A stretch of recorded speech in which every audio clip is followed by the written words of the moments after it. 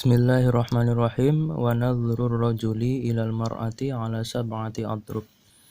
Dan melihat ar-rajul laki-laki ila al-mar'ah kepada wanita ala sab'ati, itu ada 7 macam. Ya, jadi ada 7 macam laki-laki melihat wanita, ada yang dibolehkan dan ada yang tidak dibolehkan.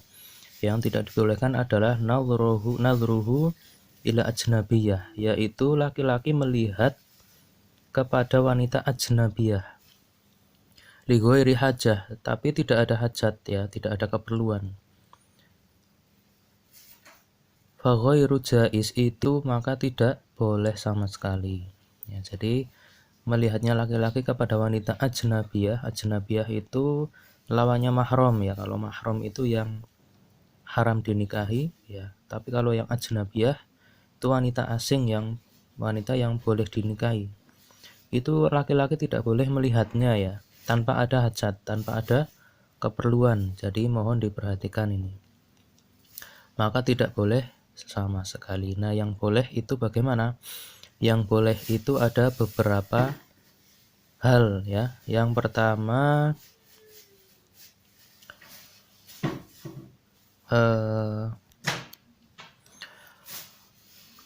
an-nadhru li ajlin nikah, melihat dengan maksud untuk menikahi. Fayajuzu, maka itu dibolehkan, ilal wajhi, pada wajah, wal kafain, dan kedua telapak tangan atau kedua telapak tangan.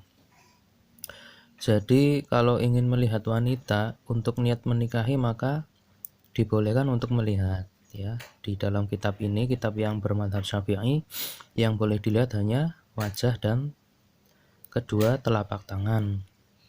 Nah, ada sahabat Ansor itu bilang ke Nabi kalau dia mau menikah. Lantas Nabi bertanya, "Kamu udah melihat wanitanya?" Sahabat itu menjawab, "Belum."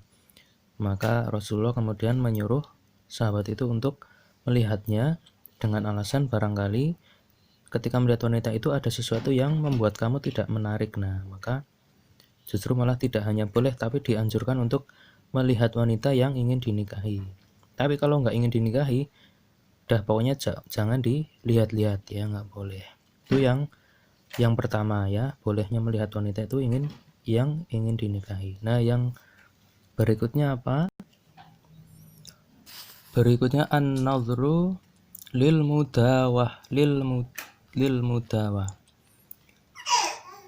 dalam rangka pengobatan. Fa yajuzu, maka dibolehkan ilal mawadi'i, melihat bagian tubuh allati yahtaju ilaiha, yang dibutuhkan untuk pengobatan tersebut, ya. Jadi ada Ummu Salamah, ya. Ummu Salamah itu mohon izin kepada Nabi untuk dibekam.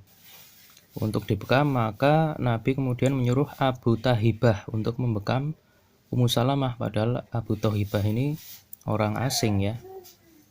Ini hadis riwayat Muslim. Nah, jadi para ulama menyimpulkan bolehnya laki-laki melihat perempuan bagian tubuhnya dalam rangka pengobatan, ya. Misalkan dokter gitu, ya.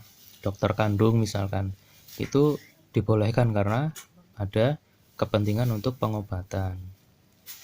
Tapi dengan syarat yang pertama itu memang tidak ada dokter atau orang yang membekam yang perempuan, adanya laki-laki. Nah, yang syarat kedua harus didampingi mahram. Kalau enggak, maka enggak boleh. Itu yang kedua, yaitu dalam rangka untuk pengobatan laki-laki boleh melihat wanita. Yang berikutnya an-nadhru lisyahadah, untuk saksi dalam rangka persaksian, ya. Misalkan saksi di sidang, maka boleh kemudian melihat, ya. Saksinya wanita, kita boleh melihatnya karena dia saksi. Walil muamalah, dan muamalah, ya. Misalkan dalam jual beli itu juga boleh. Misalkan ada angkringan yang jual wanita, maka kita boleh melihat wanita itu, ya, meskipun masih muda dan seterusnya, karena ini muamalah, gitu. Fayajuzu an-nadhru, dan dibolehkan melihat ilal wajhi, ke wajah, dan ke wajah khosoh, ke wajahnya saja, ya. Jadi kalau dalam rangka syahadah, persaksian, dan muamalah itu ya di kantor kan kerja itu juga muamalah, ya. kemudian di tempat perdagangan itu juga muamalah. Itu boleh, hanya wajah yang boleh dilihat ya, pokoknya nggak boleh jelalatan ngeliat-ngeliat yang lain.